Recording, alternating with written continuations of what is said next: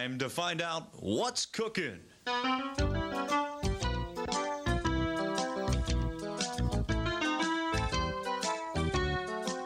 Here now is the head chef of the Pemberton Township Food Service Program and your host, Tim Paroli.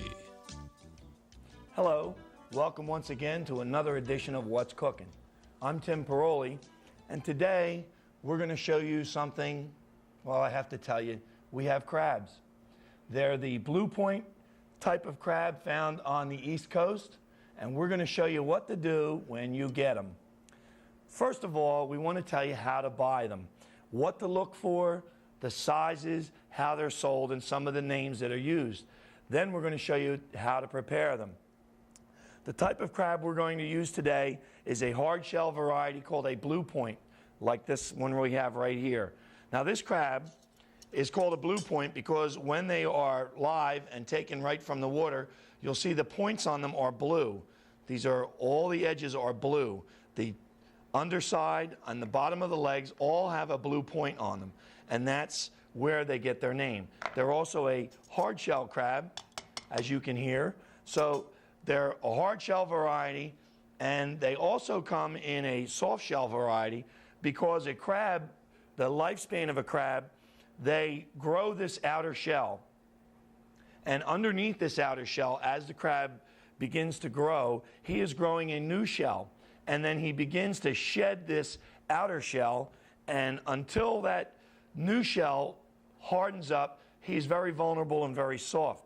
So when someone is telling you that they have a soft shell crab, it is the same type of crab as we are showing you here today. The only difference is that one is molting and one is not.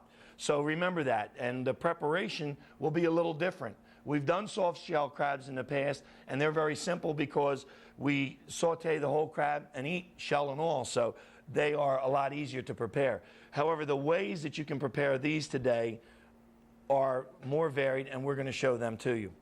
The first thing I want to let you know is that this hard shell crab can be done as a lot of us are most familiar with, and that's when we take the crab, we drop them into boiling water with some crab and pickle spice and eat them that way. That's an easy way to do them. When you're going to prepare them that way, make sure the crabs are alive when you purchase them. Now, if you're going to do them the way we're going to show you today, secondly, make sure that you have a live crab, and I want you to keep an eye on what I'm going to do. We're going to identify these parts of the crab right here, and then I'm going to show you how to hold them and how to clean them and pull them apart. Because we pull them apart and then saute them, and that makes it easier to do, and there's no cleanup at the table. First thing I want to identify for you are the parts you got to watch out for, and that's these two large claws. Now, this crab is moving nice and slow because he's very cold. Right out of the water, he'd have me in a second. So the first thing is refrigerate the crabs. These are what you want to watch out for, the pinchers. On the back portion of the crab are two flat legs, and they're called back fins. You see they're very flat. They're called a back fin. In between that are the legs. Now, what we're going to do is tip the crab. We grab the legs away from that pincher, and I'm pushing down with this hand right here. I'm going to grab all the legs and hold my thumb over that back fin. And I'm going to hold down with that, take my other hand and put it under this pointy part of the shell, and we're going to just pop the top right off of that crab. Now what that's going to do is expose for us the parts that we want to take out. The parts that we want to take out now are the lungs. They're also called dead man's fingers. If you're eating a boiled crab, they tell you not to eat these. They're not very tasteful. There's no meat to them. So we pull those off, just like that. We take off any of the mouth parts that are still left, and we're going to pull off the other set of lungs. Then inside the center of the cavity of the crab, all we do is take and just poke our finger through that, and that will all come out. So now you have a crab that is eviscerated, or he's cleaned up and ready to go. Then on the back part, there's a shell portion right here. We're going to just take that off. We're going to snap that right out of there and pull that out. So now you have nothing but shell that is surrounding only the meat on the crab. And we're going to do a couple of these up so you can see how they should look. While I'm doing that, I've got a pot here that I have a little bit of water in so that I can get the pot good and hot. And as soon as we're ready, we're going to put a little oil in there. I want to pull out a few more crabs. I want to show you the differences in them, because this one, we show you the bottom of this crab, and we'll show you the bottom of another crab, so that you can see the differences on them. And you will see, when you're purchasing crabs, a lot of times they will be by the size. Now, sizes are very easy on crabs. They're called either number 1s or number 2s or number 3s. Now, they're sold in 3 numbers when you're buying them fresh. And the size of the crab, a number 1 crab, will be this size and larger, provided the catch is that big. Now, some days the catch of a number 1, their best crabs, number 1s, may not be as big as the day before's. So they're a seasonal type of animal that's harvested.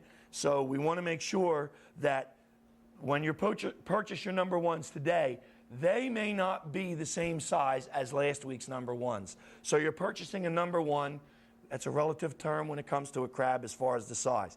However, the shells of the crabs that we have just shown you on the bottom, like this one, you see this single long part of the shell. That's a male crab, and usually your number 1s will be males. However, certain times of the year, with shell size being the right size, and depending if you're harvesting them yourself, you can catch this type of bottom shell on the crab, and that is a female crab.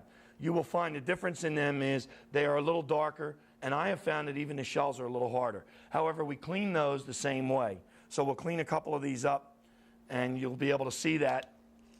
We just pop off the top, pop off the bottom of the shell, and then we just go through the quick same procedure. We pop off any of the mouth parts that are in the front, we pull off the lung, and then we just very quickly just eviscerate that with one finger, just like that. So now we've got a couple of these cleaned up, and you can see by cleaning them up, they're ready to eat. We just cook them and eat them, and you're not going to be sitting there popping open the shell of the crab, you know, with a real big mess. All you're going to have in front of you is the shell that's holding on to the meat that you're going to eat. So once you have a few of them cleaned up, we take our pot, and I've got that heated up, and I'm going to turn my fire up a little more. And all you take is any decent sized pot. Now, you want a pot that's got 2 handles on it. This one's kind of thin. It doesn't have to be your real good pot for cooking the crabs. You see the steam escaping and leaving there. What we're going to do right now is we're going to put oil in the bottom.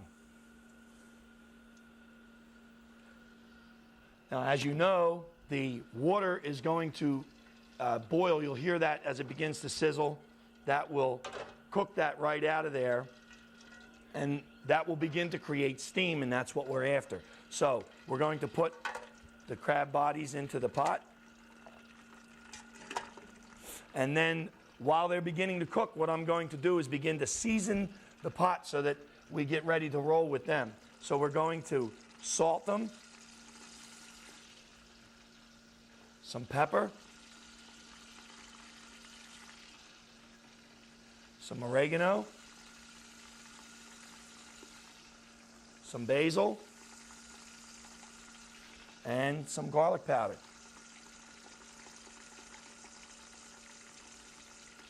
A little more. We put that in there, and now we're going to lid the pot. And I'm going to clean a couple of more crabs, and what's going to happen, this is going to create steam. As I get ready to throw a couple more bodies in, you're going to see that there's a lot of steam going on there. And what you're going to notice is that we did not add any water. The water that you hear continuing to sizzle in that pot is coming from the crabs. So what we're doing is we are steaming the crabs in their own juice. So instead of putting boiling water and dumping the crabs into boiling water and losing a lot of that flavor, what you're going to find is that we are taking the crabs and we're cooking them in their own juice. And we're going to put one in, and I'm going to toss this. Now what I'm going to do when I toss this is take this pot and we're going to just shake it. So I'm shaking them loose and I toss them around. And all of them will turn over. And when you get to take a look at these again, you're going to find, well, I can pull one out for you. this side of the crab is already turned red, where this is still blue from where it's cooked. So they're a lot like these turkeys with the little thermometers in them. They'll turn a completely different color as soon as they're done. Let me pop another one out of here and we'll get them done so I have enough to show you. Now, what we're actually preparing, even though I'm just cooking up these crabs, we are making a crab base in here. Now, you've seen me show you lots of different bases like beef base and ham base and chicken base and even clam and lobster base. Well, they make a crab base commercially, but you're not going to need it because all the juice from the crab, remember there's no guts in the pot, to put it plainly. Without any of that in the pot, everything that we have in there is just the juice from the crab. And now, I want you to keep taking a look at me from that angle, and you're going to take a look in this pot, and I want to show you how we turn them over. Now what we're going to do is we just take them, and you shake them loose, and just toss them like that. And you see them jumping, we just toss them around like that. Get them around, and if you want, you can lay them all completely flat now in there. And with the lid, they're going to steam. And you will find, depending upon the batch of the crabs that you have and the size of the pot, you can cook quite a large pot of them. They will freeze. Once you've cooked them like this, they will freeze, and they'll freeze very nicely. However, what I recommend, if you're going to use the crabs, the crab meat, you're cooking them for crab meat, cook them like this, lay them out on a pan, cool them, pick the meat, and then freeze it. Or you can even freeze the crab, but make sure that if you're going to freeze them, you wrap them very well. It's best that they're put in a cardboard box so that they don't puncture the wrap or the bag that you're using, and then wrap them up real good because they will dry out. And that's the enemy to the crab, that they begin to dehydrate as you have them cooked and you begin to freeze them. And then what we're going to show you now is that once these have cooked, we're going to see the finished crab, and then we'll be able to come back and I'll show you how we take crabs that are cooked like this, that are just crabs white. I got to cook them once more there. How they're cooked just white like this, and we're going to prepare them so that we have them done red style. Now I want to pull one out so you take a look. Because this is, I have found, is the biggest thing people cooking crabs. They're worried that they're not done. Take a look, and this crab is almost all the way finished. You'll see that the outer portion of the claws, this is the first crab we showed you at the top of the program when it was all blue, and you can see we're getting a nice close shot. All of that is red now, and it's red almost into the body. Well, when this entire outside of this crab is red, not the body now, but the legs, wherever it was blue, all of this will turn red. That crab will be finished, and it will be red on both sides. Now you'll see that the red streak runs all the way here, and on this side they still have a little bit of blue. So this crab needs just a little bit more time in the pot. So back in it goes. You'll also notice that every time I go into this pot, I toss them around, because what we're making in the bottom is all of that spice that I put in there is in with the oil, and it's washing over, and we're kind of basting and steaming the crab all at the same time. So I want to make sure that I have them cooked all the way red, and then we're going to show you how to make some crab sauce to go over spaghetti. Now what I did for today is that we took the spaghetti and I prepared that ahead of time. So all I need to do right now is let these cook a couple more minutes. I'm going to clean up this little bit of a mess, maybe throw a couple more crabs in the pot. So while I'm doing that and getting ready to show you how to make the sauce, I'd like you folks at home to pay attention to this.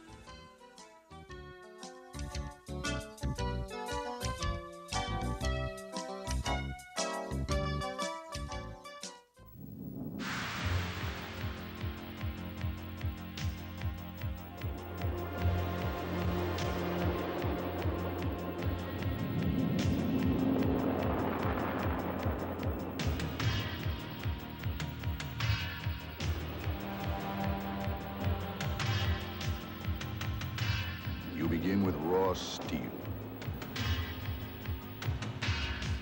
Shape it with fire, muscle, and sweat.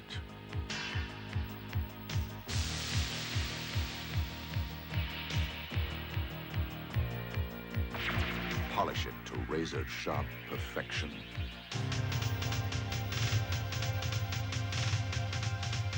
What you end up with is a Marine. We're looking for a few good men with a medal to be Marines. Welcome back. What we're going to do is stir these up a little bit. I got steam all over here and yeah, okay. What I've done is we've put these crabs in all at different times. And what has happened is, as they get finished, you can look right into the top of the pot through the steam once the lid's off, and they're a bright red. They're all the way into the body.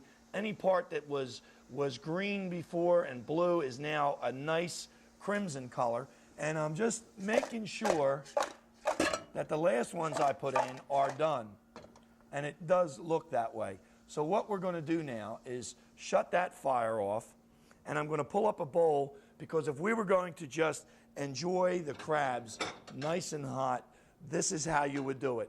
You could clean them up and you could cook them, and I wouldn't recommend you cooking them any more than an hour ahead of time, unless you're going to serve them cold. Now, if you're going to serve them cold, you could cook them that morning, and don't put them right in your refrigerator. You would take them out and put them on flat pans and let them cool down to almost room temperature, and then put them into your refrigerator. But if you're going to enjoy them hot, you're going to enjoy them just like this. And you're going to see that all that we have are just the bodies there of all these crabs. And that's what we're after. And this is, I'm going to take out the majority of them, because we serve them two different ways. And we have found that people differ on how they're going to have them and which one is their favorite. So for a regular sauteed crab, they're ready just like that right out of the bowl. So they go over here. And as I said, they're very good just like that, steaming hot.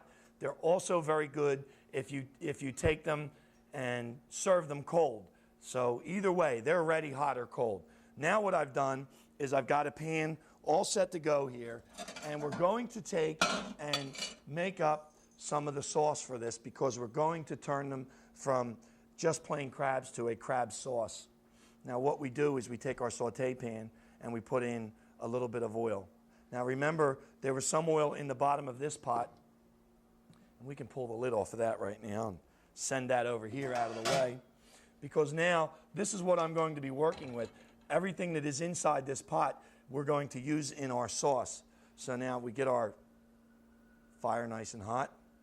And I'm using a type of garlic today that's a little different than what I normally use. This one is a granulated garlic. We've used everything here from fresh to powdered to granulated. However, you'll find that either the powdered or the granulated is good for the crab sauce, because this garlic is cut so small, it's going to go completely through the sauce, and that's what you're after. So what we're going to do is add a little more garlic into our saute pan, and I'm sprinkling that garlic, granulated garlic, and I'm going to just roll that around, and you'll see that it will turn color very quickly. Now once I have that, we're going to take and add to that now a little water, because what I wanted to do was to stop that garlic from cooking. So we've got that. It's a great way to smell up the kitchen. You get that little bit of garlic brown, and you're going to find that's a little trick you can do with the granulated garlic if you don't want to go through all the trouble of cutting it all up. And now I'm going to tip this pot, and move it over here, and we're going to throw these guys right on the board for right now. And out of the bottom of this pot,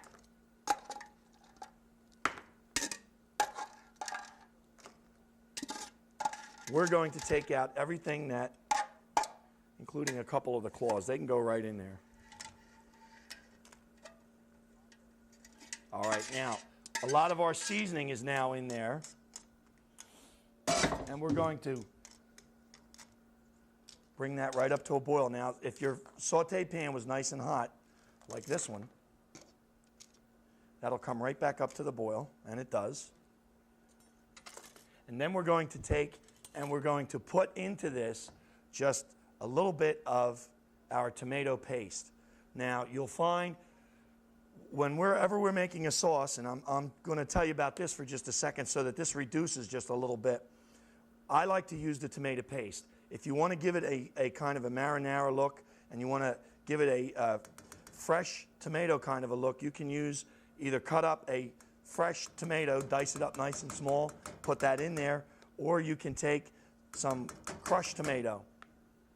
But you will find that using the tomato paste, you can adjust the consistency of your sauce very quickly.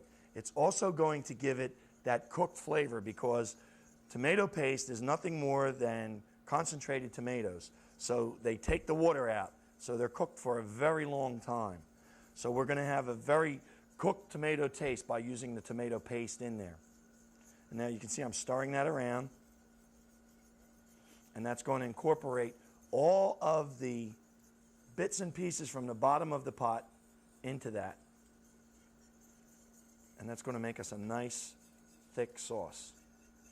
Now, as I said before, we can adjust the consistency of this by adding either more tomato paste to it, or we can add some more of the water to that. So we've got that nice and thick. And at this point, unless you know about the paste that you're using, you want to give this a taste. And I'm going to just see how we are for seasoning. You're not going to believe this, but that doesn't need a thing. Jeez, I'll tell you, we're good here. This sauce right now has already got the flavor that we're looking for. And we're going to now take our other saute pan. Boy, that is really good. And I'm going to just reach over here. I've got a little bit of the cooked spaghetti. And, you know, if you're going to do the crabs fresh and you're going to do the spaghetti fresh, you're going to be crazy by the end of the program, especially if it's one you're doing at home. You're going to take your spaghetti, cook it ahead of time, cook it al dente so it's nice and firm, and let it cool down. And even if there's a little moisture on it like we have here, you'll hear that it'll sizzle off in the pan. And what we do is just dry that spaghetti up. And we're going to put just a little splash of oil to it. And just get that so that we take that and make sure we have all the moisture out of that. And that's going to very quickly heat that up. So that with the saute pan, you can have a couple orders of spaghetti all ready to go. Now, you can also take the spaghetti, if you would like, and you can run it in a colander and run the boiling water over it. However, when you've got the spaghettis cooked, the addition of the hot water may tend to make them a little soggy, and we don't want them to be that way. We want them so that when we do this with them, they're going to look really good. So if you were going to have a service of your spaghetti with your crabs, because sometimes you just can't eat enough crabs. You want a little something to fill up while you're enjoying them. This, along with a nice chunk of garlic bread, is always nice. We take that. We don't need all of that because this is going to be the red. And we take our nice sauce, and that goes over. Now, remember, you make the sauce the way you like it. If you like it really, really thick, that's up to you with the amount of paste that you're going to add. And to serve these, we set this up with a nice mound of spaghetti in the center. And we're going to just push that crab sauce. And there's chunks of crab all in there, because anything that fell off of the crab from all that tossing has gone to the bottom of the pot, and it ended up in our sauce. And then we take our crabs, and they'll be served with that.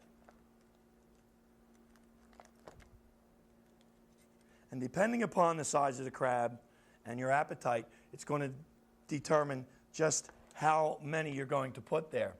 Then we take our bowl and we just shake off our crab juice and oil from that. And they're done the same way. And we can even take and throw our crabs into the red sauce and cover them. And they're served plain, and they're served white and very, very light. So if the tomato sauce is not what you're after, we just take off some of our juice from the crabs that have been left out, and we just use those because we find that by tossing them, I'll show you what happens to them. We're going to put some of our legs in there because this is, if you're going to cook your sauce for a long time, let me pull a couple more of these guys over here, and you'll see just how the difference in how they're going to look. Now what we're going to do is you take, if it's going to be a while, and this is one way that you can cook it and keep it hot, because if you've got company coming over, it's going to take a while. The crabs can be put in to your saute pan. The sauce can be added right back to them like I've done here. And all we do with them, well, all I would do with them, you don't have to try this, is you just give them the same treatment we gave just to spaghetti, and you just send those crabs over. And what we have done is you baste the entire crab from the outside of the legs all the way into the bodies, and you're going to fill them all the way up with our red sauce, and that is going to add an awful lot of flavor to that. We're going to put them over there with the reds. The only thing I want to caution you, if you like the reds better, don't wear any good clothing when you're trying to eat these, because as you crack them, you're going to find that they're really going to splatter all over.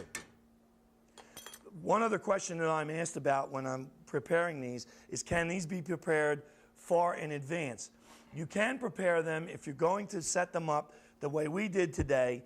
If once they're cooked and cooled, you can cover them right in their pot, put them out on the pan like I mentioned earlier, and then put them back in their own pot, toss them one more time with their cold oil and juice, put the lid on them, and keep them in the refrigerator. I've kept them that way for up to 2 days. They don't dry, and they hold up really, really well without losing any of the texture that we look for. Because all you're really after in a nice cooked crab is when you break them open, and remember there's nothing in here but meat, so anything that is in here is edible other than the shell. You want that meat to be firm, and you want it to be nice and white, and you want it to stand out off of that back fin. And that's why when you go to buy any kind of crab, you're going to find that you pay $8 and $9 a pound, because you're getting a little 1 pound tin that's just loaded with this one muscle from all the crabs. So you get only 2 of these out of every crab, and it takes about 50 of them to make that 1 pound of back fin crab meat. So that's the back fin, and that's the best part. And as we go off camera, I'm going to be telling you that now the crabs are in, be sure that you purchase number 1s or primes and enjoy them. Thank you for watching.